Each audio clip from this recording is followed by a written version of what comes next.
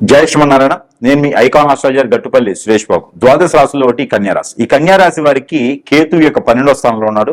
అలానే ఇప్పుడు శుక్రుడు కూడా 12వ స్థానంలోకి వచ్చి ఉన్నాడు. ఈ శుక్రుడు కేతు 12వ స్థానంలో ఉన్నారు కాబట్టి ఖచ్చితంగా చెప్తానండి, మీకు ఏదో నష్టం జరగబోతుందని మాత్రం తెలిసి చూసుకోవచ్చు. ఎందుకంటే 12వ స్థానంలో ఏ గ్రహం ఉన్నా కూడా అది మనకి నష్టపూరితమైనటువంటి గ్రహం. కాబట్టి మీకు ఏదైతే ఇబ్బంది ఉందో, పాత మిత్రుడుగా ఉండేటువంటి శత్రుగా మారొచ్చు, మీకు ఫైనాన్షియల్ సమస్య రావచ్చు, అప్పటికప్పుడే మీ చుట్టుముట్ల అష్టదిబ్బందులు జరగవచ్చు. మీకు వచ్చేటువంటి పేరు, ప్రఖ్యాత, హోదా, డబ్బు, పలుకుబడి ఇది ఎదుటి వాళ్ళు తట్టుకోలేక మానవ గ్రహాలు మీ పైన ఈ ఫ్రెండ్స్ అని, కొలీగ్స్ అని, స్నేహితులని, మిత్రులని దగ్గర చేసుకుని మీ పర్సనల్ విషయాలు షేర్ చేసుకుంటే వాళ్ళే మీకు శత్రులు అవుతారు. ఈ రోజున మీరు ఎదగడం కానీ, మీరు బాగా సంపాదించడం కానీ, లేదా మీ పేరు ప్రఖ్యాత కానీ ఎదుటి వాళ్ళకి నచ్చదు. మీరు మీ దగ్గర డబ్బు ఉంటే నలుగురు సహాయం చేస్తారు, కానీ ఎదుటి వాళ్ళ దగ్గర ఉంటే వాళ్ళు స్వార్థం కోసం వాడుకుంటారు. అలాంటి వ్యక్తిత్వాన్ని కూడా ఎదుటి వాళ్ళు గమనించుకోరు, ఎందుకంటే కనుక వారి స్వార్థపూరితమైన మనస్సు. కాబట్టి ఈ శుక్రుడు కేతు వలన మీరు నష్టపోయేదే ఎక్కువ కనిపిస్తా ఉంది. స్త్రీలతో జాగ్రత్తగా ఉండండి. స్త్రీలైనా స్త్రీలతో జాగ్రత్తగా ఉండాలి, పురుషుడైనా స్త్రీలతో జాగ్రత్తగా ఉండాలి. చూసారా, అదృష్టం అంటే ఎలా ఉంటుందంటే, బుధుడు మారాడు, గురువు మారారు, మనకి ఏదో మంచి జరగబోతుంది అనుకుంటారు కన్యారాశి వారు. కానీ శుక్రుడు మారాడు. శుక్రుడు మారటం వల్ల ఏమిటంటే ఎంత చెట్టుకి అంతే గాలి అన్నట్టుగా వీళ్ళ యొక్క ప్రతిఫలంగా వచ్చేటప్పటికి యథావిధిగా స్థలాస్థితిగా మారిపోతూ ఉందన్నమాట. కాబట్టి ఈ సింహరాశిలో ఏ గ్రహం అయితే ఉందో దానితో మీకు అపకీర్తి గాని, అరిష్టం గాని ఉంటుంది. కాబట్టి చాలా అంటే చాలా చాలా జాగ్రత్తగా అయితే మాత్రం ఖచ్చితంగా ఉండాలి.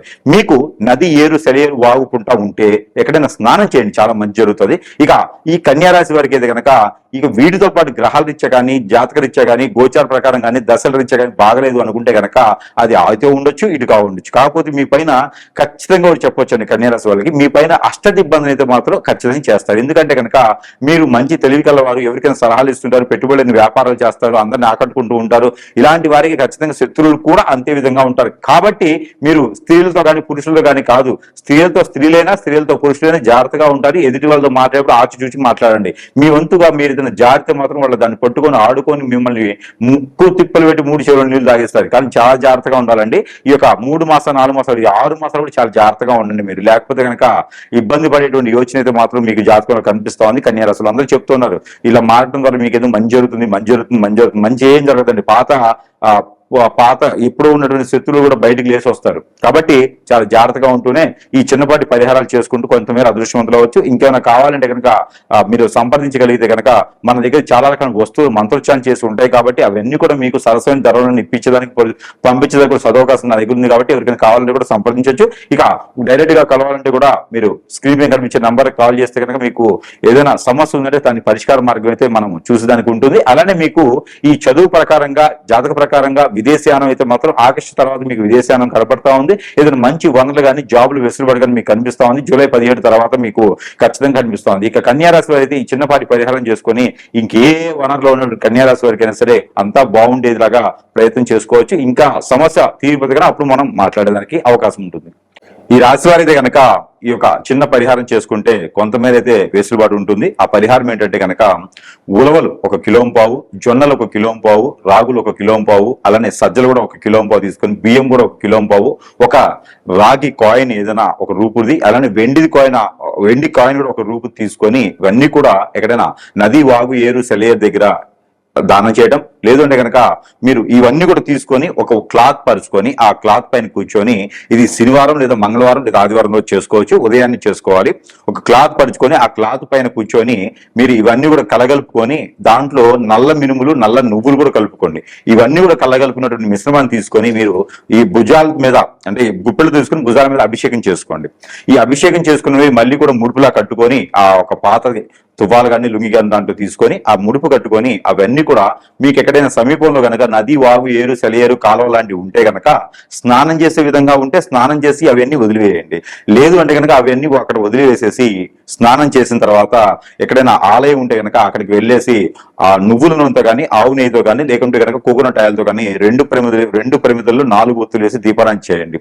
అప్పుడు మీకు ఉన్నటువంటి ఈ శని భగవాన్ అశుభ దృష్టి ఒకటే కాదండి, ఈ యొక్క శుక్రుడు కేతువుతో కలుస్తున్నారు కాబట్టి సింహరాశిలో ఈ రెండిటి యొక్క కలయిక అందరిలోనూ అశుభకరంగా కనిపిస్తుండేది. రెండోది ఏంటంటే పెళ్లికి సంబంధించినటువంటి విషయాలు కానీ పెళ్లి కాని వారు కానీ మన అందరిలో ఉంటుంటారు కాబట్టి ఈ పరిహారం ఖచ్చితంగా ఈ రాశి వారు చేసుకున్నట్టే కనుక ఏదైనా భార్యవత విడిపోయినా కూడా మళ్ళీ కలిసేందుకు ఆస్కారం ఉంటుంది.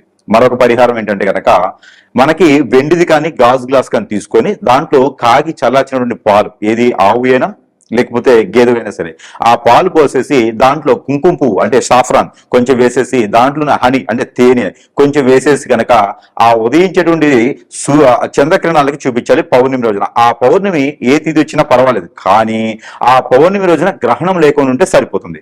ఆ పౌర్ణమికి వచ్చేటువంటి కిరణాలు ఆ ఒక పాలలో పడిన తర్వాత పెళ్లి అయి ఉంటే కనుక భార్యవత సేవించండి, పెళ్లి కాకపోతే కనుక ఒకరు సేవించండి సరిపోతుంది. స్టీల్ గ్లాస్ లో కానీ మట్టి గ్లాస్ లో కానీ పెట్టకూడదు. ఓన్లీ సిల్వర్ గ్లాసు గాజు గ్లాస్ ఈ రెండింటిలోనే పెట్టేటువంటిది అయితే కనుక ఖచ్చితంగా అది సుఫలికత్వం అవుతుంది. కాబట్టి ఈ యొక్క పరిహారం చేసుకోవడం వలన పెళ్లి అయిన వారికి పిల్లలు పుడతారు, పెళ్లి కాని వారికి ఈ యొక్క గ్రహ దోషాలన్నీ కూడా పటాపంచలైపోతాయి. అలానే మరొక రెమెడీ ఏంటంటే కనుక ఒక మట్టి పిడత తీసుకోండి. ఈ మట్టి పిడతలో కేవలం ఆవు పాలు, టెట్రా ప్యాక్ ఆ ప్యాక్ ఈ ప్యాక్ అయితే కనుక ఫలితం పెద్దగా కనిపించదు. ఆవు పాలు ఒరిజినల్ దొరికితే చాలా శ్రేష్టతం. ఈ ఒరిజినల్ ఆవు పాలు దొరికితే ఒక 1/2 లీటర్ పాలు తీసుకొని 1/2 లీటర్ పాలు పట్టేంత వరకు పిడత తీసుకోండి. ఆ పిడతలో కొంచెం పసుపు వేయండి, తెల్ల ఆవాలు వేయండి, నల్ల నువ్వులు వేయండి, అలానే జాజికాయ అని ఉంటుంది, ఆ జాజికాయ వేసేసేయండి. ఈ వేసినటువంటి మిశ్రమాన్ని మనకి ఆ పిడతని తీసుకొని మంగళవారం ఉదయం లేదా శనివారం ఉదయం రోజున చేయాలి.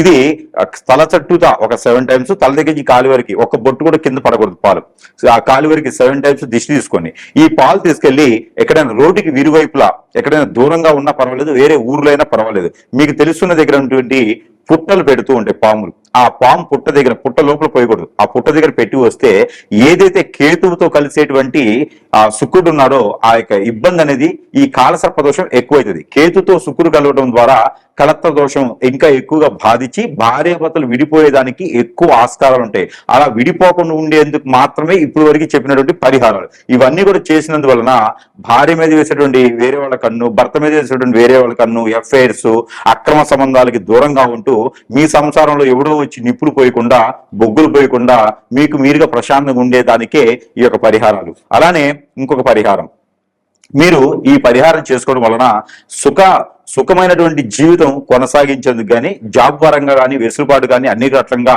బాగుండేందుకు కూడా ఈ యొక్క పరిహారం చేసుకోవచ్చు. ఇదేమిటంటే కనుక ఆదివారం రోజున మీరు పన్నీరుతో కొంచెం ఒక డ్రాప్ పన్నీర్ వేసుకొని స్నానం చేయండి. సోమవారం రోజున కర్పూరం బిళ్ళ నీటిలో వేసుకుని స్నానం చేయాలి. మంగళవారం రోజున పసుపు వేసుకొని స్నానం చేయాలి. బుధవారం రోజున బియ్యం గింజలు కొన్ని, పసుపు కలిపిన బియ్యం గింజలు కొన్ని వేసుకొని స్నానం చేయాలి. గురువారం రోజున ఇలాచీ వేసుకొని స్నానం చేయండి.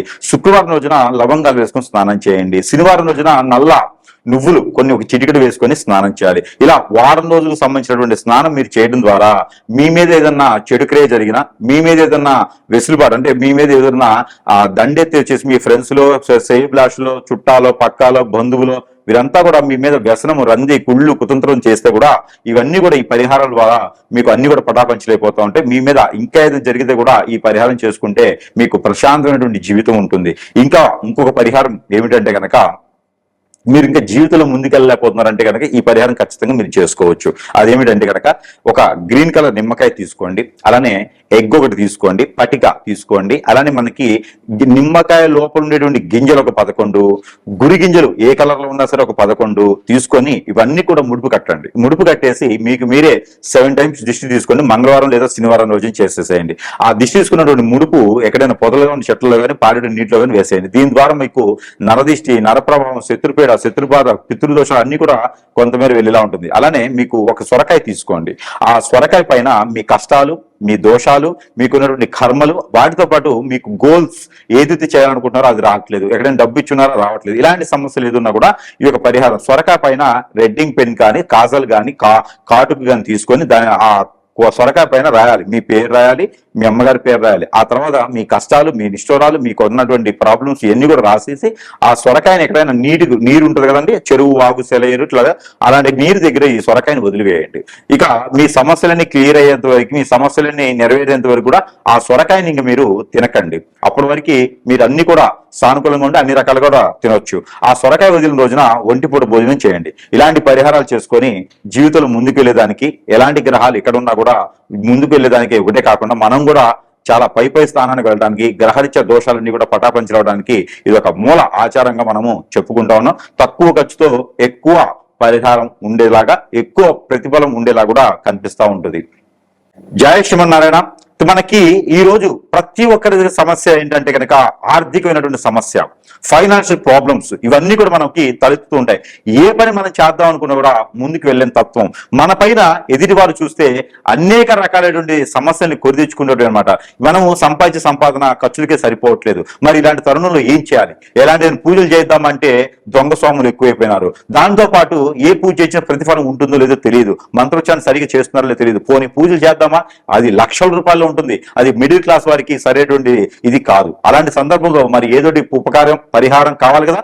వీరందరికీ కూడా ఏంటంటే మన దగ్గర ఒకటి మంత్రోచ్చారణ చేసి అగ్నిహోత్రం చేసి స్వయంగా నేను చేసినటువంటిది ఏంటంటే కనుక ఇది కాయిన్. ఈ యంత్రం అనేది సామాన్యమైనటువంటి యంత్రం కాదండి. కుబేరుడు కాదు, కుబేరుడు వాళ్ళ నాన్నగారు వస్తారు. లక్ష్మీ అమ్మవారు కాదు, అష్టలక్ష్మి మన కూర్చుంటాయి. ఇక మనకి ప్లేస్ కూడా సరిపోదు మనం వెళ్ళేదానికి. అట్లాంటి కాయిన్ అనమాట ఇది.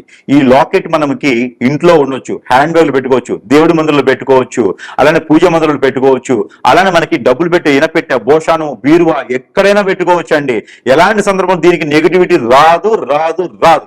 ఈ కాయిన్ పెట్టుకుని మీరు ఎక్కడికైనా వెళ్ళండి, మీకు పాజిటివిటీ, ప్రతి ఒక్కరు మీకు పేరు ప్రఖ్యాత, హోదా, డబ్బు, పలుకుబడి, మీకు గౌరవం, మర్యాద, ఆప్యాయత, అనురాగం, ప్రేమ అన్ని ఇస్తారు మీకు. ఈ యొక్క కాయిన్ మన దగ్గర ఉంటే గ్రహాలకు సంబంధించి కానీ, దోషాలకు సంబంధించి కానీ, ప్రకృతికి సంబంధించి కానీ మీకు ఎటువంటి ప్రయోగం జరిగినా కూడా పెద్దగా మిమ్మల్ని బాధించకుండా ఉంటుంది. అలాంటి కాయిన్ మీ దగ్గర ఉండాలని నేను కోరుకుంటున్నాను. మీ లాకెట్ పరంగా కావాలంటే ఇస్తాను, పాకెట్లో పెట్టుకోవాలని ఇస్తాను, హ్యాండ్ బ్యాగ్ లో పెట్టుకోవాలని ఇస్తాను. ఎలా అయినా పెట్టుకోవచ్చు. మనిషికి ఒక కాయిన్ పెట్టుకోవచ్చు, లేదా ఒక కాయిన్ ఇంట్లోనే పెట్టుకోవచ్చు. మీకు ఇష్టారాజ్యంగా ఇష్టం వచ్చినట్టు పెట్టుకోవచ్చు. ఈ కాయిన్ మనకి మంత్రం ఉంటుంది, యంత్రం ఉంటుంది. ఈ యంత్రం అనేది మామూలు యంత్రం కానే కాదండి. ఈ యంత్రం మన దగ్గర ఉంది అంటే కనుక దేవునికి సంబంధించినటువంటి ప్రతిదీ కూడా ఆ ఒక అనుగ్రహం అనేది కూడా మన దగ్గర స్వయంగా ఉన్నట్టు అనమాట. రిజర్వేషన్ తీసుకున్నట్టు దేవుడి దగ్గర డైరెక్ట్ గా, అంటే అనుగ్రహం కోసం. అలాంటి ఈ యంత్రం చేసేసినటువంటి కాయిన్ మనము సిల్వర్ రూపంగా చేసినటువంటి కాయిన్ ని మనము ప్రజలకి అందుబాటు ధరల్లోనే, అంటే సరసమైనటువంటి ధరల్లోనే పూజించి మంత్రించి అగ్నిహోత్రం చేసి ఇస్తున్నాం. కాబట్టి దీనికి ఎటువంటి పరిస్థితుల్లోనూ నెగిటివిటీ అనేది రాదు.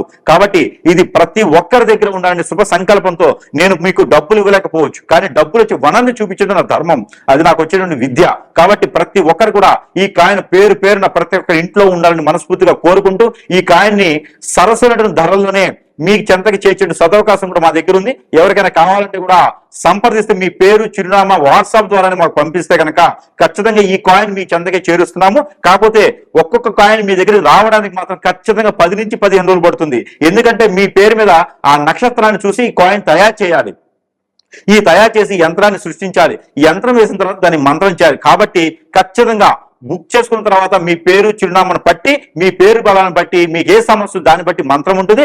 ఆ నక్షత్రాన్ని చేసి పంపించడానికి ఆలస్యం అవుతుంది. కాబట్టి మీ చెంతకి చేర్చిన సదవకాశం ఉంది. ఇవన్నీ కూడా గ్రహించి గమనించి ఇది వాట్సాప్ ద్వారా ఆర్డర్ పెట్టుకోండి, మీ చెంతకి చేరుస్తాను. జై శ్రీమన్నారాయణ.